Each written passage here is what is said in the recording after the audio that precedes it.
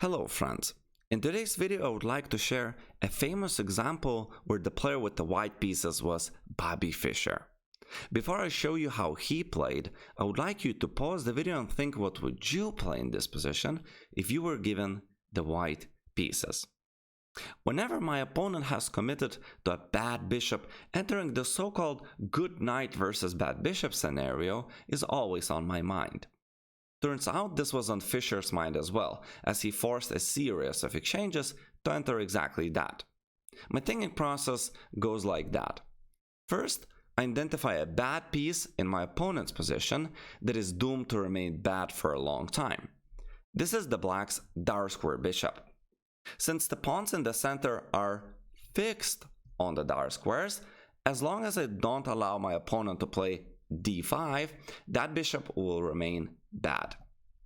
Second, then I ask what kind of piece would I like to remain with against that bishop, and my answer to that is I want the knight on d5 at the end, from where it's going to be as active as a knight can get, paralyzing black's position.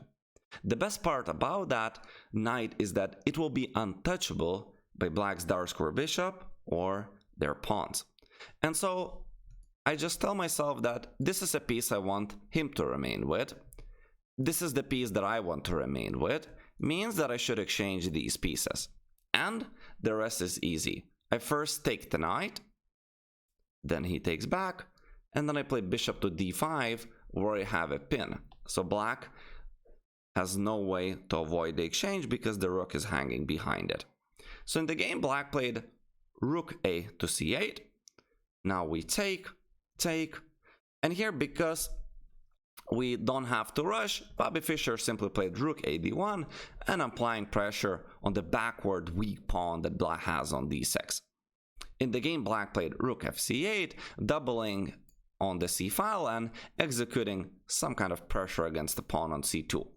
Here we can play knight d5 because we hit the queen and the bishop at the same time, queen to d8, and now we simply play c3 to solidify our advantage. So c pawn is no longer a backward pawn that is hanging on the c file, and in this position we would never take the bishop on f6 unless we have a very good reason to. For example, we can take if we perhaps would have a kingside attack or damage his pawn structure severely or win a pawn. Any kind of good reason is needed to take the bishop. Otherwise, we understand that the knight is just much better piece than the bishop on f6. Here black played bishop to e7, and Bobby found another very instructive move, rook a1. At first, Bobby played rook d1 to apply pressure on this pawn on d6, and now Bobby wants to play a4 to activate the rook via e-file and perhaps exert pressure on black's queenside pawns. At the end of the day, that's where white can also perhaps hope to win the game. f6 was played by black, white played a4, now b5 starts hanging, and after rook b8, Fischer won with the nice combination of knight takes e7, queen takes e7, and knight d5, winning the rook on the c6 square. I hope you enjoyed this instructive fragment of the game. If you did, please do subscribe to my chess channel. You can also consider hiring me as your personal online chess coach. My contacts are on the right. That's my full-time job at the moment.